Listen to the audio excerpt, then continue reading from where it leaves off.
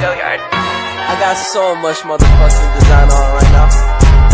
Break it down, bring it back, make it clap. I got 3 old thoughts, new guap, where that thing. Bitches on my line, and you know they come strapped, hold up. Teori-teori gaya manajemen konflik. Di sini ada 3 teori-teori gaya manajemen konflik.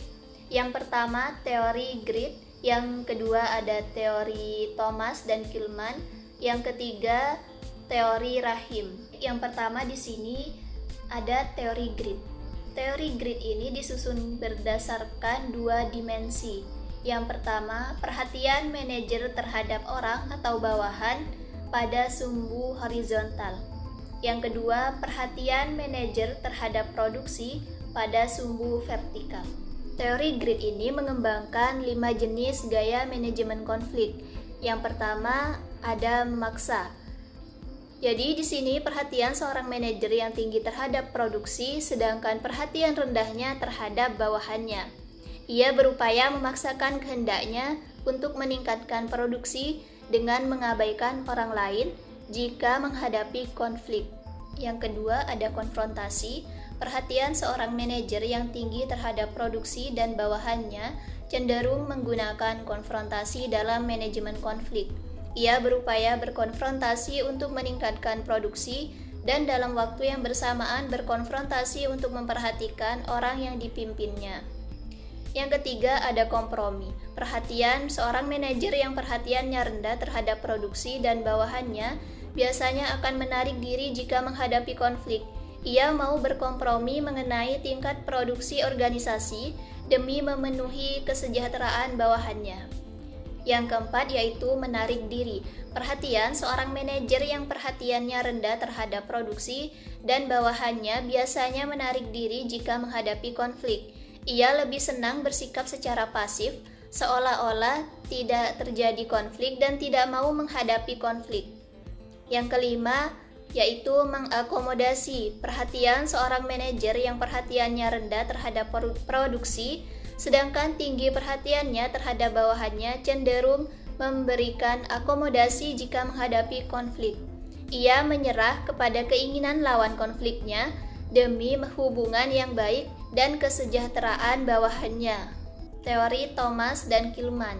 Teori ini mengembangkan taksonomi gaya manajemen konflik berdasarkan 2 dimensi.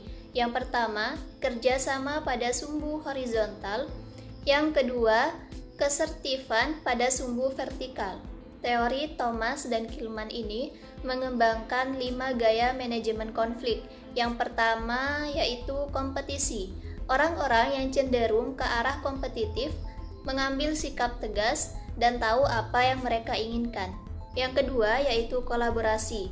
Gaya ini berguna ketika Anda perlu menyatukan berbagai sudut pandang untuk mendapatkan solusi terbaik. Ketika ada konflik sebelumnya dalam kelompok atau ketika situasi yang terlalu penting. Yang keempat yaitu kompromi. Gaya ini berguna ketika gaya konflik lebih tinggi daripada biaya kehilangan tanah.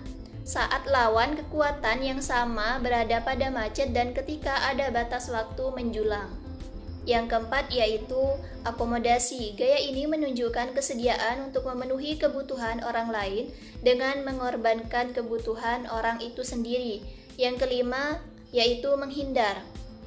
Gaya ini ditandai dengan mendelegasikan keputusan kontroversial dan tidak ingin menyakiti perasaan siapapun. Yang ketiga yaitu teori Rahim.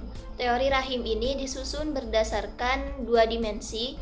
Yang pertama yaitu memperhatikan orang lain pada sumbu horizontal. Yang kedua yaitu memperhatikan diri sendiri. Teori Rahim ini mengembangkan 5 jenis gaya manajemen konflik. Yang pertama yaitu dominasi. Pihak yang terlibat konflik hanya berupaya memenuhi tujuannya sendiri dan tidak memperhatikan kebutuhan lawan konfliknya. Yang kedua yaitu integrasi.